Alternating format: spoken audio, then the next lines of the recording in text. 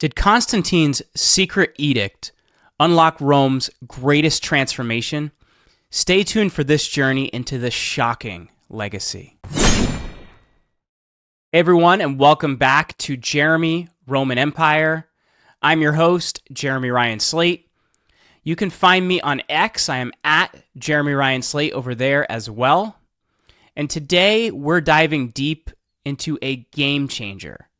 Why Constantine's edict changed everything for the Roman Empire. From persecutions in 303 AD to tolerance in 313 AD, we're unpacking names, dates, and lessons that rhyme with today.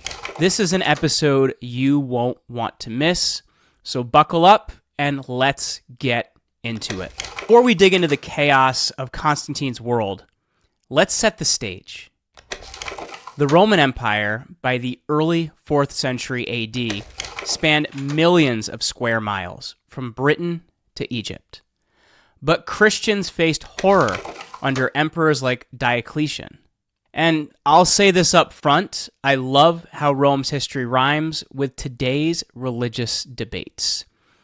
And that's why I find this absolutely fascinating. Still, the edict is too big to ignore. Was it a true turning point or a purely political play? With clear historical context, we're going to break it down piece by piece, and we're going to ask the question, what really changed after the Edict of Milan? So let's start with Rome before 313 AD. By 303 AD, Diocletian launched the Great Persecution, burning churches and scriptures, as Lactantius describes in On the Deaths of the Persecutors. And here's why I find this absolutely fascinating. Christianity, starting small in 33 AD, after Jesus' crucifixion, grew to 10% of the population by 300 AD, per historian Rodney Stark in The Rise of Christianity. Emperors saw it as a threat. Nero blamed Christians for the Great Fire of 64 AD, executing them in the arena, as Tacitus notes in the Annals.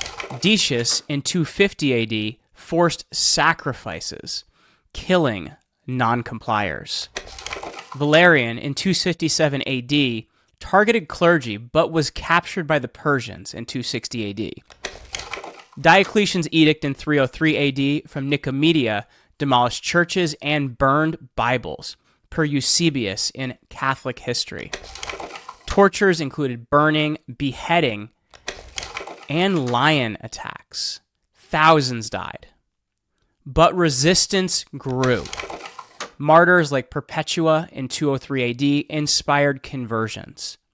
Comment below, do you think that persecutions strengthened Christianity? So now, Constantine's story. Born in 272 AD in Nicaea, modern-day Serbia, he rose in the Tetrarchy, which was Diocletian's four-ruler system created in 293 AD. In 306 AD, soldiers proclaimed him emperor in York, Britain, after his father Constantius' death. But civil wars raged. He defeated Maxentius at Milvian Bridge in 312 AD. Eusebius says Constantine saw a cross with, "In this sign you will conquer," before the battle. He won, entering Rome triumphant.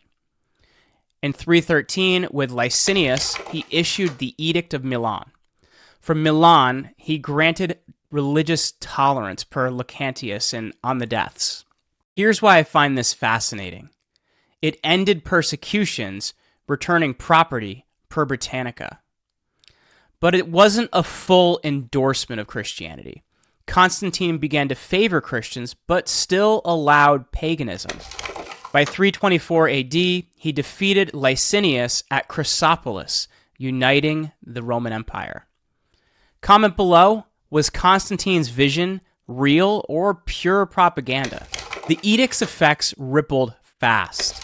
Christians, once hunted, built churches openly. And Constantine began to fund basilicas like St. Peter's in Rome, which started in 324 AD. And this is per Eusebius in the Life of Constantine. He convened the Nicaea Council in 325 AD, uniting doctrine against Arianism, with 300 bishops per historian Timothy Barnes in Constantine and Eusebius. Pagan temples closed slowly. The Edict of Thessalonica in 380 AD by Theodosius made Christianity the official state religion of the Roman Empire. Persecutions had officially flipped, and pagans were targeted by 392 AD. The economy shifted. Church wealth grew. Tax exemptions for clergy in 313 AD. Society changed. Slavery was questioned, and women's roles expanded in the church. And here's why I find this fascinating. It rhymes with modern religious freedoms, like the U.S. First Amendment. The long view here is that the edict transformed Rome. By 380 AD, Christianity was the state religion per Theodosius' edict. It unified the empire amid barbarians like the Visigoths sacking Rome in 410 AD. The East became the Byzantine Empire, lasting till 1453 AD, with Justinian's code in 529 preserving Roman law. The West fell in 476 AD, but Christianity survived, reshaping Europe, per Peter Brown in The Rise of Western Christendom. But what about its legacy? Well, Vatican City was founded on St. Peter's. It echoes Constantine's churches. And as of just this month, religious conflicts rhyme with Rome's shift. The edict's lesson here is that one decree can redefine an empire. Comment below, how does Constantine's edict rhyme with today's world?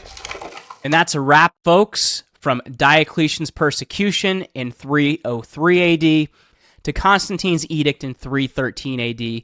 We've unpacked Rome's transformation.